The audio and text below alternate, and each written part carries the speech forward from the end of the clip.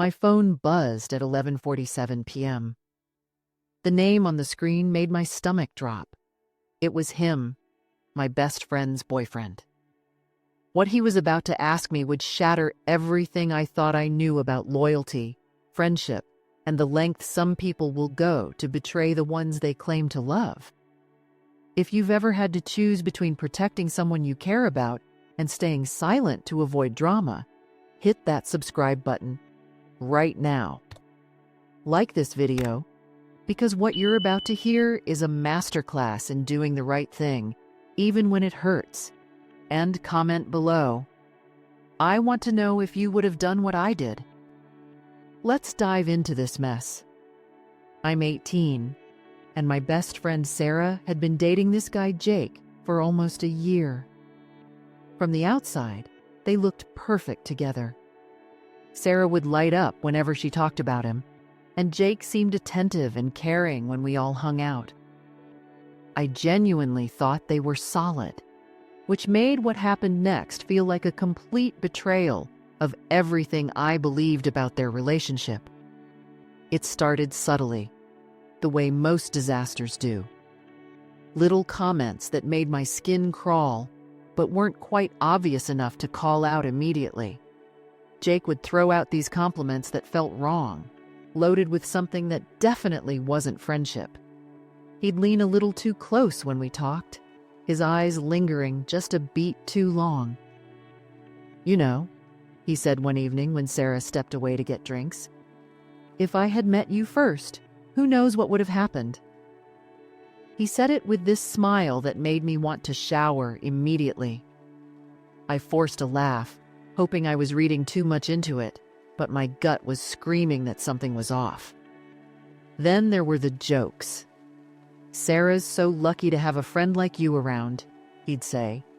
But the way he emphasized lucky felt loaded with meaning I didn't want to understand.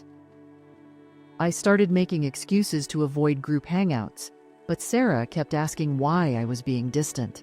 I couldn't exactly say, "Your boyfriend makes me uncomfortable," without concrete proof, so I suffered through it. The breaking point came on a Tuesday night. I was finishing homework when my phone lit up with his name. My first thought was that something had happened to Sarah. Why else would he text me directly? But when I opened the message, my blood turned to ice water. "Hey, I'm bored. Want to hang out?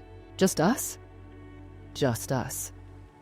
2 words that confirmed every uncomfortable feeling I'd been pushing down for months. I stared at that message for a full minute, my hands actually shaking. This was Sarah's boyfriend. Sarah, who trusted him completely. Sarah, who talked about their future together. I typed back immediately, "No, I'm busy with homework." But Jake wasn't taking no for an answer. The messages kept coming, each one worse than the last. "Come on, it'll be fun." Sarah doesn't need to know. Sarah doesn't need to know. The casual way he dismissed her, like she was just an obstacle to whatever sick game he was playing, made rage build in my chest like a fire catching kindling. "I've always been curious about you," came the next message. "You're different from her." Different from her. From Sarah. My best friend since middle school. The girl who held my hair when I was sick. Who celebrated every small victory with me like it was her own. He was talking about her like she was disposable, like their entire relationship meant nothing compared to his momentary curiosity about me. I screenshot every single word. My hands were trembling as I saved each message, but I knew I needed evidence. This wasn't just crossing a line, this was obliterating it with dynamite. The next message made my decision final. We could keep it between us. What Sarah doesn't know won't hurt her. That's when something inside me snapped. This wasn't just about me anymore. This was about Sarah, who deserved so much better than a boyfriend who would throw away their relationship for a cheap thrill. This was about every girl who'd ever been betrayed by someone they trusted. This was about justice, I could have blocked him. I could have pretended it never happened.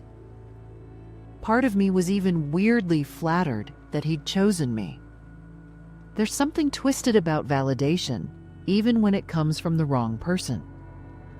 But mostly, I felt physically sick thinking about Sarah's face. How she smiled when she talked about their anniversary plans. How she'd shown me the promise ring he'd given her just last month. I called him instead of texting back.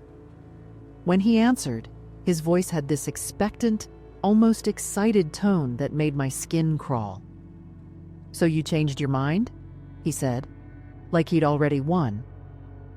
"Actually, I didn't," I said, my voice steadier than I felt. "I need you to listen very carefully, Jake. I have screenshots of every message you just sent me. Every single one." The silence on the other end was deafening. I could practically hear his brain scrambling to find an excuse, a way out of the hole he'd dug for himself. "It was just a joke," he finally stammered. "I didn't mean anything by it." "A joke?"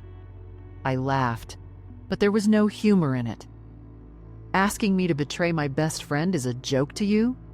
Telling me to keep secrets from Sarah is funny? Look, you're overreacting. You were just...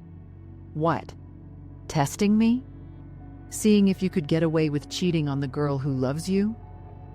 My voice was rising now, months of suppressed disgust finally finding their target. "Do you have any idea what Sarah sees in you? Because right now, I'm struggling to find even one redeeming quality." "Please," he said, and now his voice was small, desperate. "Please don't tell her. It would destroy her. Think about Sarah. Do you really want to hurt her like that?" The audacity was breathtaking. He was actually trying to use my love for Sarah against me, to manipulate me into protecting him from the consequences of his own actions. It was like watching someone pour gasoline on a fire and then asking you to help them put it out. "You should have thought about Sarah before you decided to proposition her best friend," I said. "You should have thought about her before you threw your relationship away for 5 minutes of excitement." "I'll do anything," he begged. "I'll delete your number. I'll never speak to you again. Just don't tell her. Please." But I was already done with the conversation. "You know what, Jake? You're right about one thing. This will hurt Sarah. But you're the one who's going to hurt her, not me. I'm just going to tell her the truth." I hung up before he could respond. The hardest part wasn't confronting Jake. It was watching Sarah's face crumble as I showed her the screenshots.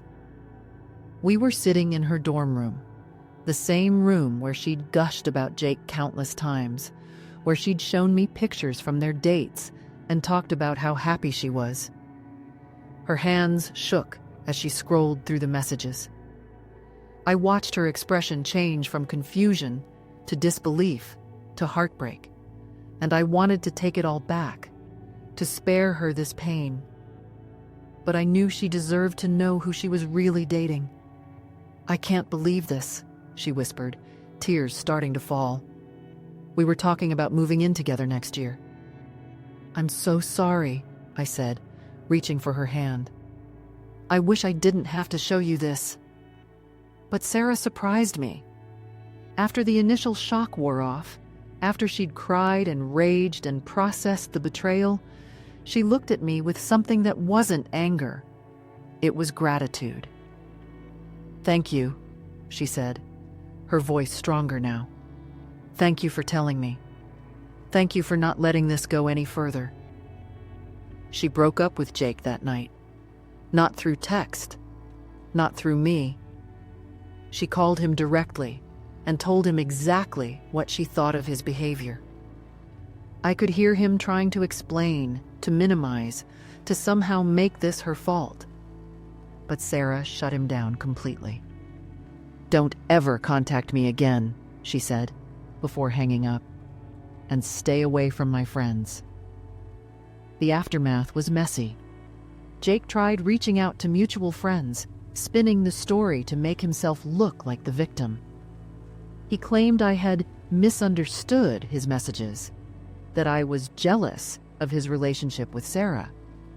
Some people actually believed him, which taught me a valuable lesson about how willing people are to excuse bad behavior when it's convenient. But Sarah and I became closer than ever. She told me later that she'd been feeling like something was off with Jake for weeks, but couldn't put her finger on what. My revelation confirmed instincts she'd been trying to ignore. "You saved me from wasting more time on someone who didn't respect me," she said.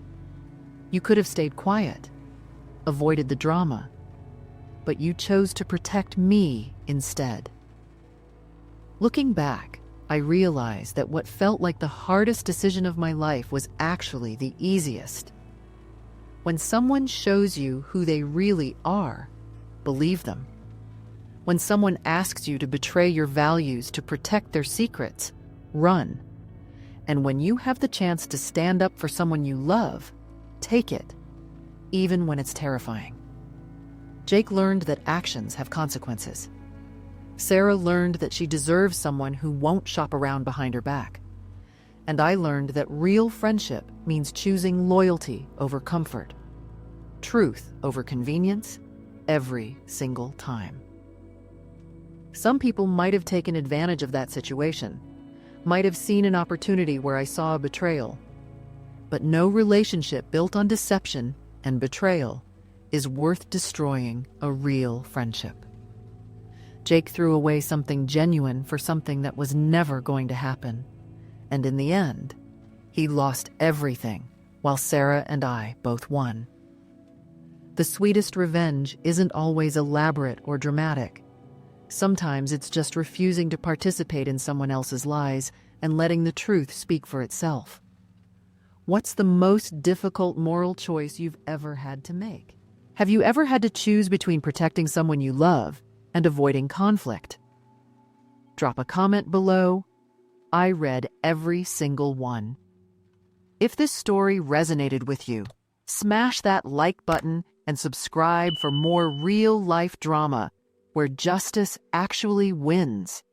And share this with someone who needs to hear that doing the right thing is always worth it, even when it hurts.